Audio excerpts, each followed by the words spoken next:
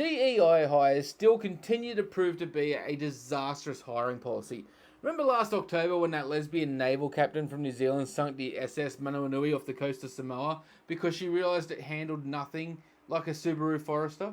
Well, in that situation, New Zealand Defence Minister Judith Collins justified it as a success because, quote, nobody died. Well, unfortunately, the same can't be said for the 16 people who have lost their lives in the LA fires that are still currently burning. Because as it turns out, D.E.I isn't as effective at fighting fires as everybody thought. Mainly LA Fire Chief Kristen Crowley, who's finding out that handling a fire department pales in comparison to the handling of a Subaru Forester. I am super inspired. She took time out of her already busy schedule to tell us about her vision for the department's future, one that includes a 3-year strategic plan to increase diversity. People ask me, well, what number are you looking for? I say, I'm not looking for a number. It's never enough. Out of 3,300 city firefighters, only 115 are women right now. She's already looking at ways to change that. The chief also checks another box when it comes to inclusivity and diversity at this department. She's a proud member of the LGBTQ community. In her defense, maybe she had a plan. Maybe she was going to line up all the new female recruits on their backs and just go along finger blasting them until they extinguish the fire with their squirt. Also, is it just me or does she look like the Trunchbull? But like a nice Trunchbull. The type of Trunchbull who, instead of putting kids in the closet, should encourage them to come out of it.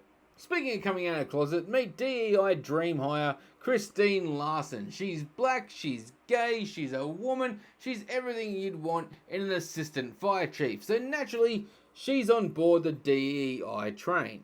You want to see somebody that responds to your house, your emergency, whether it's a medical call or a fire call, that looks like you. It gives that person a little bit more ease, knowing that somebody might understand their situation better. I don't want someone who looks like me coming to rescue me. I want someone fit. I want someone strong. I want someone who's not retarded. I would be fucking pissed if I was in a burning building and a fat firefighter with a great hairline just burst through the door and he came over and he just started telling the fire cum jokes. That's not what I want.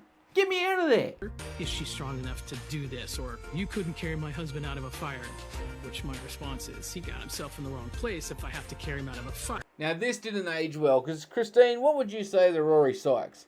If you don't know who Rory Sykes is, he's a TV personality from Australia who died in his own home in the fires.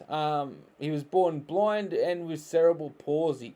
And unfortunately his mum couldn't get him out because she had a broken arm. But it was probably Rory's fault for being in the wrong place, right, Christine? This woman is fucking disgusting.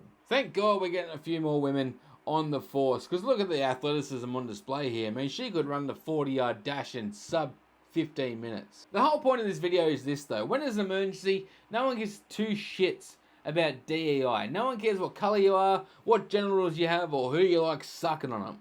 They just want you to be able to do your job. Now, I'm not saying this is entirely Kristen Crowley's fault. I mean, you could probably put most of the blame on Karen Bass and Gavin Newscombe.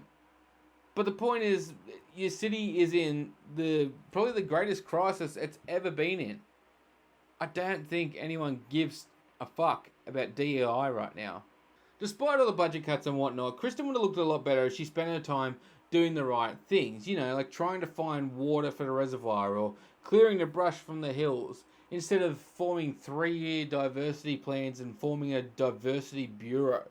You know, actually doing your job instead of just serving your own agenda. Our Diversity, Equity, and Inclusion Bureau, now we actually have the staff to do the work when it comes to doing a deep dive in regard to how we do business, how we take care of one another in the fire stations and in our work environment. Now look, I'm not saying it would have completely changed the outcome, but it might have helped reduce the carnage even just a little bit.